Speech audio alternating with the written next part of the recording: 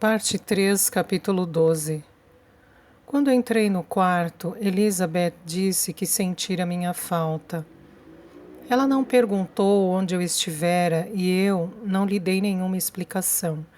Enfiei-me na cama, escondendo minha cabeça com as cobertas e me virando de lado, dando as costas para a mesa a qual ela estava sentada. Eu amo você, Vitória, disse ela baixinho. Espero que saiba disso. Na primeira vez que Elizabeth havia declarado seu amor, eu acreditara nela. Agora, suas palavras corriam pelo meu coração como água sobre uma pedra.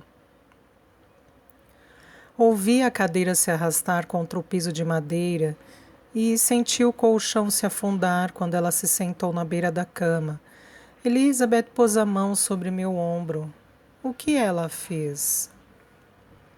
Fiz a pergunta de modo repentino e espontâneo e senti o corpo de Elizabeth se encolher. Ela ficou um bom tempo calada. Por fim, deitou-se de costas ao meu lado. Certa vez amei um homem, limitou-se a dizer. Faz muito tempo. Ele era inglês e veio para cá fazer um estágio em uma das maiores vinícolas da região, a poucos quilômetros daqui. Eu nunca me sentira tão feliz na vida. E então Catherine, minha irmã, minha melhor amiga, o roubou de mim. Elizabeth rolou de lado e pousou seu braço sobre o meu corpo. Fiquei tensa, mas não reclamei, esperando que ela continuasse. 1 ano depois, Grant nasceu. Durante anos, não conseguia olhar para meu sobrinho sem pensar no pai dele, sem relembrar tudo o que eu tinha perdido. Mas o pai dele havia ido embora. Nem sei se chegou a saber que Catherine estava grávida.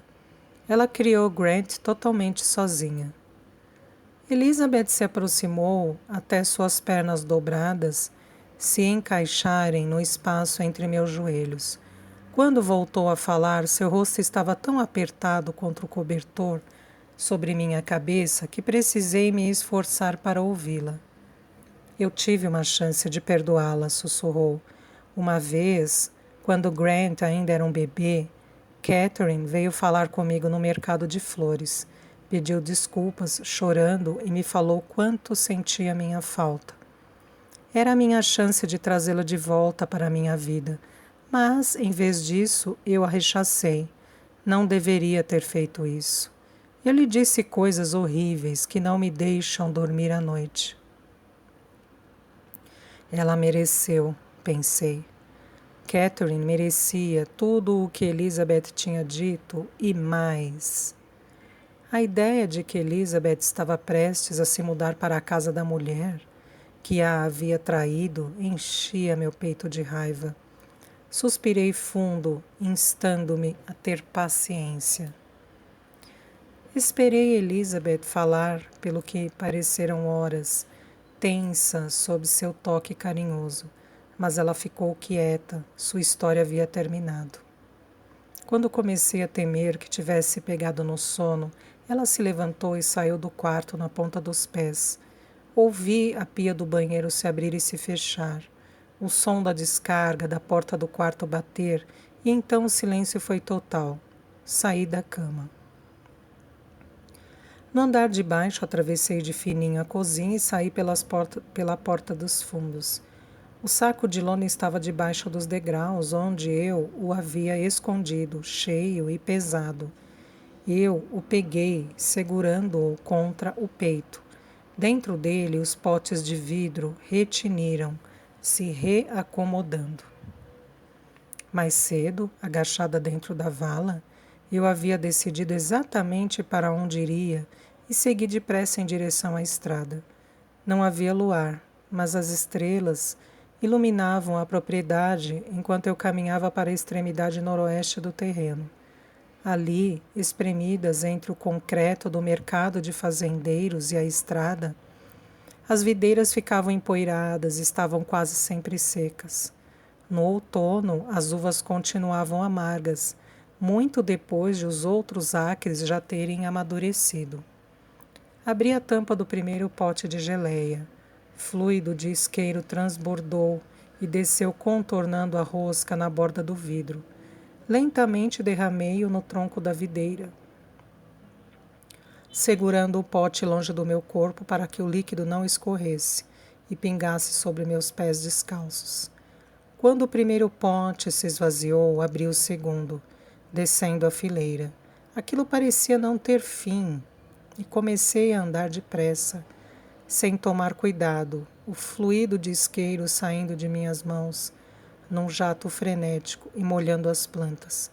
Quando cheguei ao fim da fila, refiz meus passos, apanhando os jarros vazios que se acumulavam no chão. No primeiro degrau da varanda, no mesmo lugar em que eu e Elizabeth havíamos nos sentado uma vez, fazendo um cordão de flores de camomila, alinhei os potes de geleia, um depois do outro, e então retornei à cozinha para pegar fósforos. Comecei a voltar em direção à estrada, procurando a trilha molhada. Ela terminava à beira da entrada para carros. Dei um passo para trás. Segurando um punhado de palitos de fósforo, risquei-os contra a faixa áspera e larga da caixa. Um deles se acendeu e os demais o acompanharam depressa. A chama descia em direção às pontas dos meus dedos. Esperei o calor ficar primeiro desagradável, depois doloroso, antes de atirá-la no chão. Depois de uma pausa, ouviu-se um barulho como o de um rio turbulento, seguido por uma série veloz de estalos altos. Então veio o calor. Dei meia volta e corri em direção à casa como havia planejado, para buscar uma panela d'água. No entanto, o fogo foi mais rápido do que eu. Ao olhar por sobre o ombro, vi as chamas fugindo de mim, seguindo uma trilha invisível por entre o mato e as videiras. Esperava que o fogo fosse se limitar aos troncos das plantas, que eu havia encharcado, que fosse crepitar ali até eu correr de volta para buscar a água. Mas ele não esperou. Saltei os degraus de 3 em 3 e entrei correndo na cozinha. Depois de colocar os fósforos de volta no lugar, gritei por Elizabeth. Ela se levantou imediatamente. Eu a ouvi entrar no meu quarto com passos firmes, chamando meu nome. Aqui embaixo! Berrei. Eu estava à beira da pia, enchendo uma panela de sopa com água. Os canos da casa velha faziam barulho, e a água descia lentamente em ondas sussurrantes. Agarrando a panela cheia, atravessei a cozinha no mesmo instante em que Elizabeth descia as escadas. Então nos viramos, ombro a ombro, nosso olhar atraído pela luz. O céu estava roxo. As estrelas haviam desaparecido. Diante dos nossos olhos, o fogo mergulhou na vala do acostamento. Mais de 400 metros de cardo seco se incendiando de uma só vez. A muralha de chamas que se ergueu parecia subir até a metade do céu. As propriedades ao redor desapareceram atrás dela, deixando Elizabeth e eu completamente sozinhas. Como eletricidade em cabos de força, o fogo se espalhou em linhas retas por todo o vinhedo.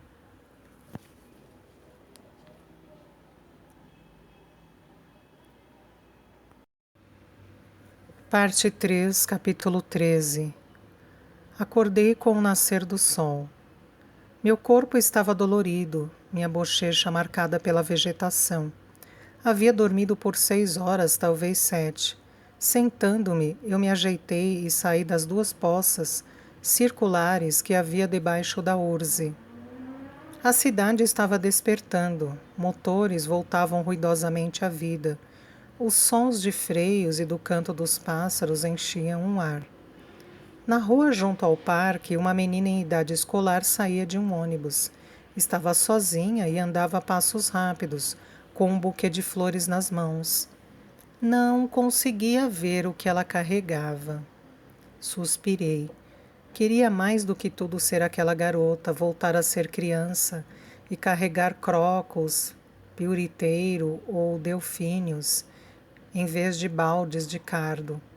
Queria vasculhar todo o norte da Baía de São Francisco até encontrar Elizabeth e pedir desculpas, implorar por seu perdão.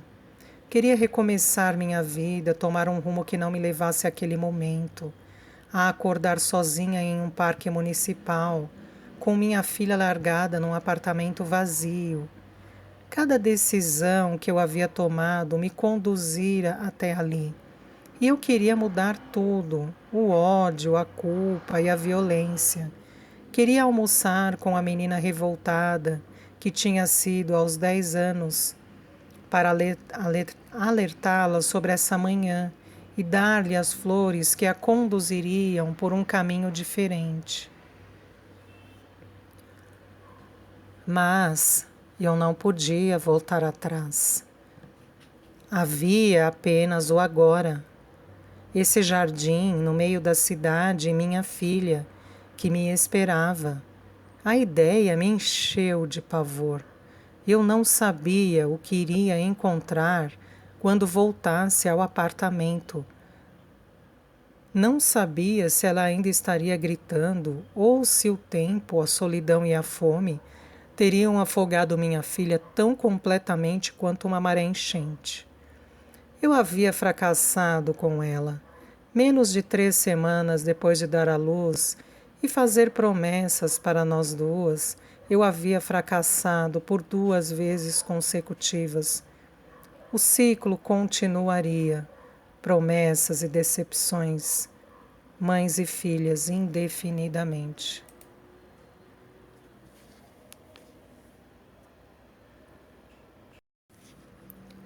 Parte 3, capítulo 14. Meus braços começaram a tremer intensamente. A água da panela espirrando em Elizabeth. Os respingos frios a tiraram de sua letargia.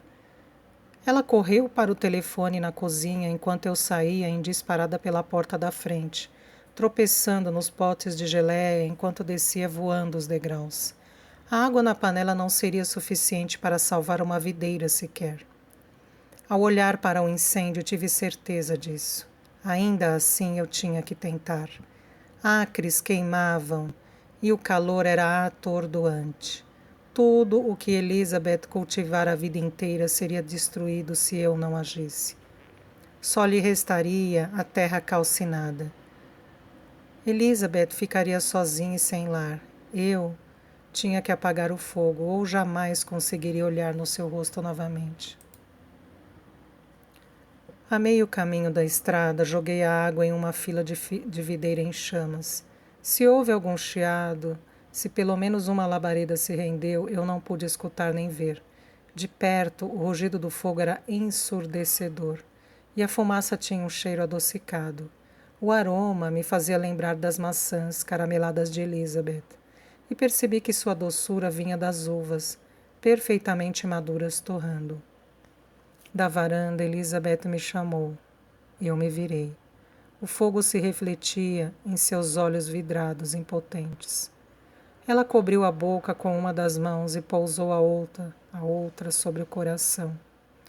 Eu lhe dei as costas, a atrocidade do meu erro tão pesada quanto a fumaça nos meus pulmões. Não importava que minha intenção não fosse causar aquele dano todo. Assim como jamais importaria que eu tivesse feito aquilo para ficar com ela porque a amava. Eu precisava apagar o incêndio. Se fracassasse, perderia tudo. Sem que essa fosse uma decisão consciente, arranquei minha camisola e comecei a golpear as chamas com ela, tentando abafá-las. O algodão fino respingado de fluido de isqueiro explodiu em minhas mãos. Elizabeth correu na minha direção, desesperada. Gritou para que eu me afastasse do fogo, mas continuei girando a camisola em chamas em volta da cabeça alucinadamente. Faíscas saíam voando do tecido queimado, e Elizabeth precisou se agachar para evitá-las enquanto corria até mim. Você está louca! Berrou. Volte para casa! Eu me aproximei mais do fogo. O calor intenso e ameaçador. Uma fagulha perdida chamuscou meu cabelo, subindo por um cacho e fundindo-se com meu couro cabeludo. Elizabeth deu um tapa na minha testa e a dor do golpe foi boa, merecida. Vou apagar o fogo, gritei. Me deixe em paz. Com o quê? Exigiu saber Elizabeth. Com suas próprias mãos? Os bombeiros estão vindo. Você vai morrer se ficar aqui, balançando as mãos no ar como uma idiota. Ainda assim não recuei. As chamas saltaram para mais perto de onde eu estava. Vitória!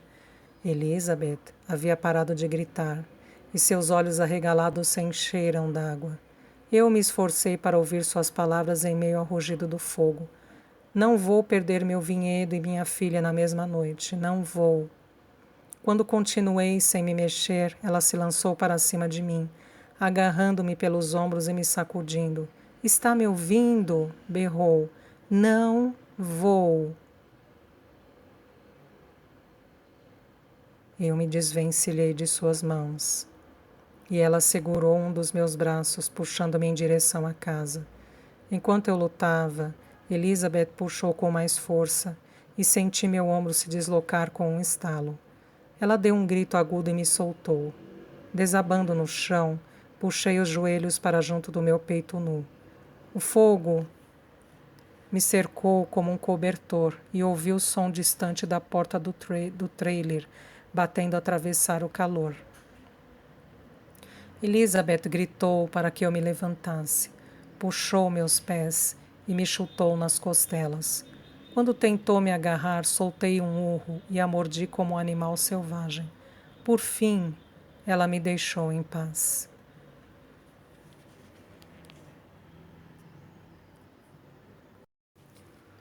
Parte 3, capítulo 15. Quando voltei, a bebê estava acordada no Moisés. Seus olhos arregalados piscavam para o teto e ela não chorou quando me viu. Peguei sua mamadeira na cozinha, despejei o leite velho na pia e preparei mais.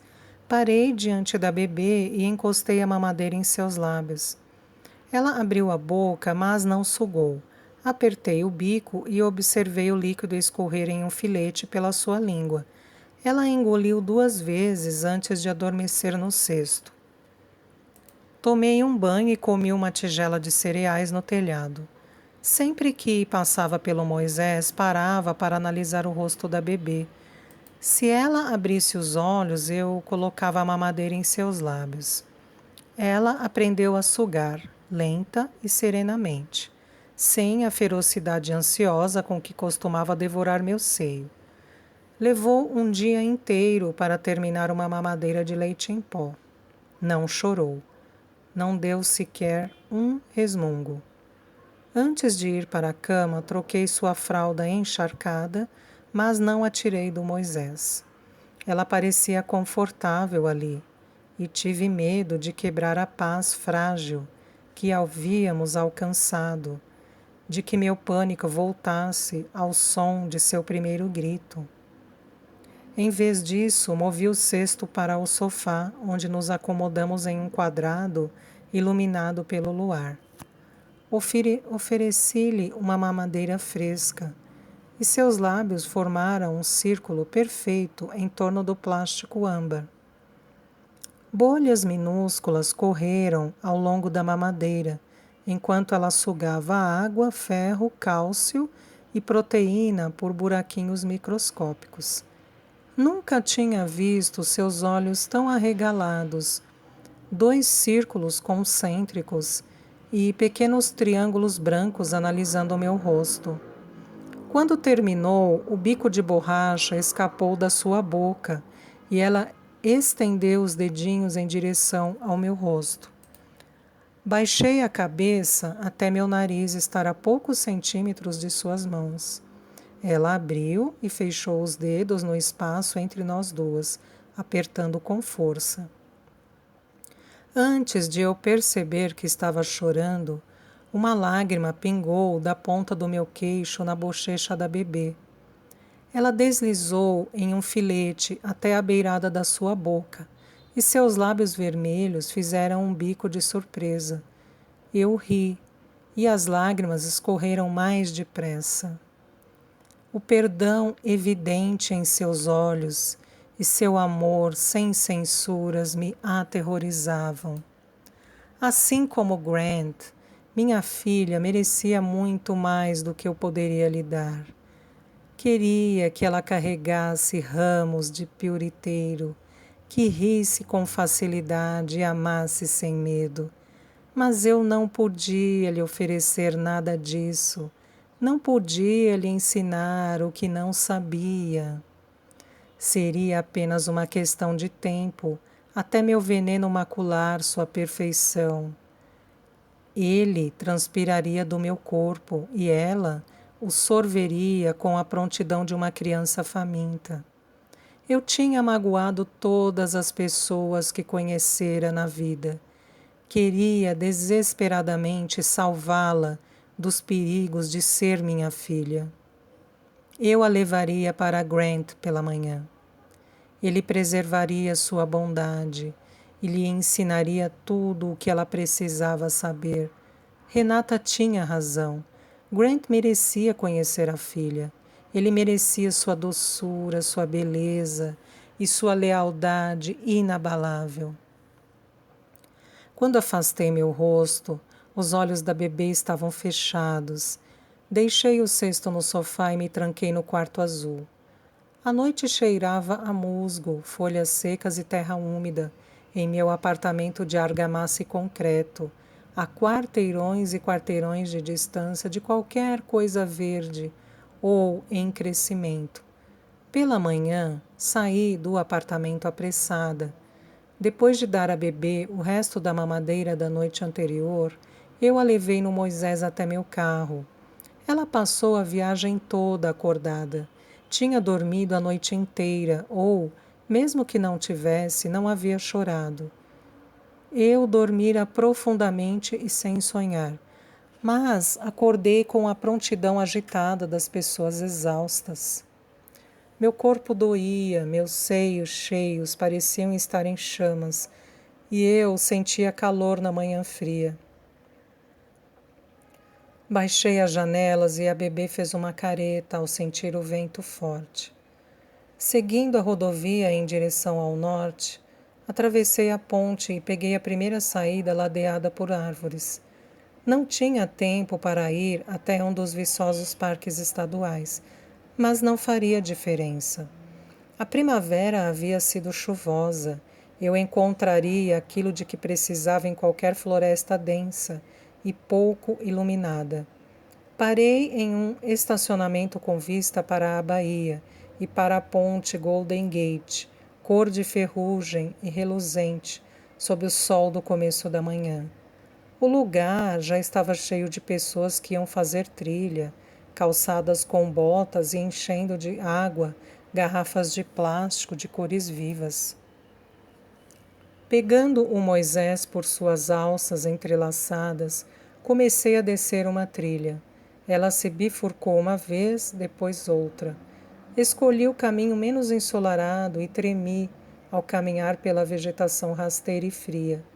Pessoas passavam e se derretiam com minha filha, até eu sair da trilha principal e pegar um caminho com uma placa que dizia área de reflorestamento, proibida a entrada. Passei o cesto por cima da corrente fina e sumi de vista em meio a um círculo de sequoias.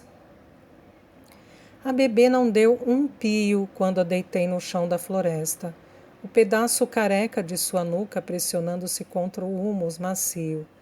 Ela olhou para as sequoias, seus olhos azuis de visão embaçada, analisando as árvores altas, os retalhos de luz, o céu cinzento, e talvez até o que havia além dele, não duvidei disso.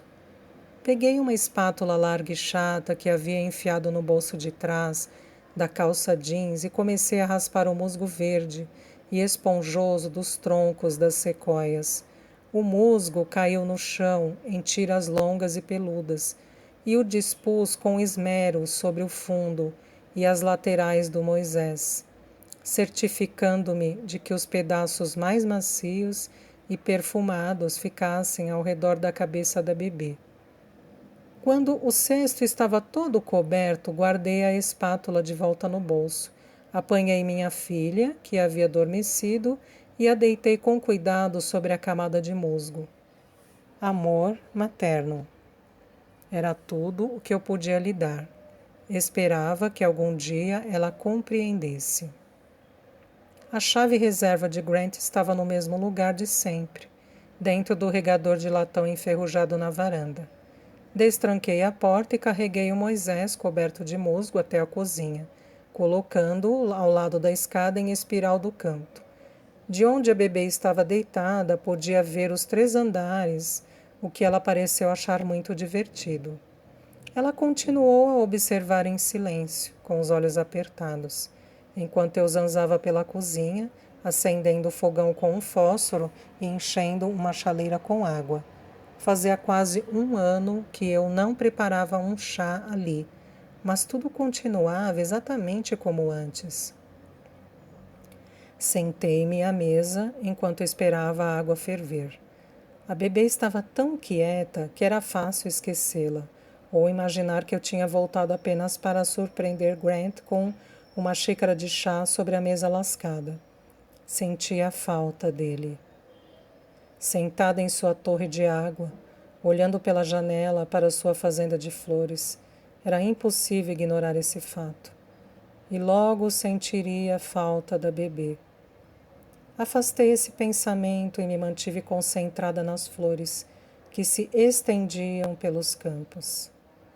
A bebê fez um som entre um suspiro e um grasnido assim que a água começou a ferver.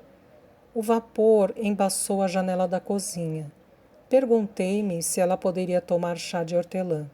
Talvez fizesse bem para seu estômago, a acalmasse, e eu havia trazido a mamadeira quase vazia, porém me esquecera da lata de leite. Derramando o líquido espesso pelo ralo, enxaguei a mamadeira e a enchi até a metade de água fervente, completando com água da bica. Joguei um saquinho de chá dentro e enrosquei a tampa. O nariz da bebê se enrugou de surpresa quando sentiu o gosto do chá, mas seus lábios sugaram o bico, famintos e sem reclamar. O vapor da água ainda fervente se assentou sobre nós. A umidade do ar deixou o musgo mais verde. Equilibrei a mamadeira na lateral do Moisés para que a bebê pudesse mamar, enquanto eu enchia uma panela de sopa com água e acendia a outra boca do fogão. Queria que o musgo sobrevivesse o máximo possível. Enquanto ela mamava, a torre de água se enchia de vapor quente e ondulante. Carreguei o cesto pelos 2 lances de escada até a cama de Grant. Ela já estava dormindo quando cheguei ao topo. Um sono profundo, sossegado, que me deixou preocupada com minha escolha para a sua alimentação. Largando o Moisés no meio do colchão de espuma, deitei-me ao seu lado, baixando o rosto, até poder sentir sua respiração rápida contra meu lábio superior. Fiquei ali, nossos narizes quase se tocando, nossas respirações em harmonia, até o sol estar perigosamente alto no céu e Grant poder chegar a qualquer momento. Fechando os olhos, afastei meu rosto. A bebê emitiu um barulhinho de sucção que era o mesmo de quando meu mamilo se soltava de sua boca, e a lembrança fez meus seios doerem. Arranquei um pequeno pedaço de musgo da beirada do Moisés e o esfreguei em sua bochecha e seu queixo, enfiando-o na dobra de seu pescoço. O musgo pulsou ao ritmo das batidas de seu coração. Afastando-me com esforço, desci as escadas. A panela no fogão estava quase vazia. Depois de enchê-la até a borda, eu a devolvi ao fogo e atravessei silenciosamente a porta. Meu carro seguiu derrapando pela longa entrada de terra e continuei em direção à rodovia sem olhar para trás. O que começara como uma dor vaga e difusa havia se centralizado no meu seio esquerdo. Quando eu tocava o mamilo, a dor atravessava minha carne e descia pela minha espinha. Comecei a suar. As janelas estavam abertas e liguei o ar-condicionado também, mas ainda sentia calor. Olhando pelo retrovisor, vi o banco vazio em que antes a bebê estivera. Não havia nada além de um rastro fino de terra e um cacho da espessura de um fio de cabelo de musgo verde vivo. Liguei o rádio e passei pelas estações até encontrar alguma coisa alta e vibrante, com muitos pratos ressoando e uma voz incompreensível. Lembrou-me a banda de Natália. Acelerei, passei voando pela ponte e pelos cruzamentos, sem deixar que os sinais vermelhos ou amarelos me retardassem. Precisava do quarto azul. Precisava me deitar, fechar os olhos e dormir. Não sairia dali durante uma semana, se é que voltaria a sair algum dia.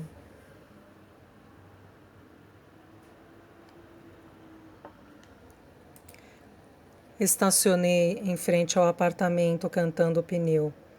O para-choque colado ao lado do carro de Natália. O porta-malas dela estava aberto. Caixas e malas se empilhavam na calçada. Era difícil saber se ela estava chegando ou partindo. Saí do carro sem fazer barulho, na esperança de conseguir entrar às escondidas no quarto azul e trancar todos os cadeados sem que ela notasse. Atravessei de fininho o escritório vazio e quase trombei com Natália ao pé da escada. Ela não me deu passagem. Levantei a cabeça e pude notar pela sua expressão que meu rosto parecia tão quente quanto eu o sentia. Você está bem? Perguntou ela.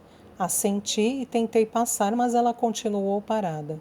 Sua cara está mais rosa do que meu cabelo. Ela tocou minha testa e puxou a mão de volta, como se tivesse se queimado.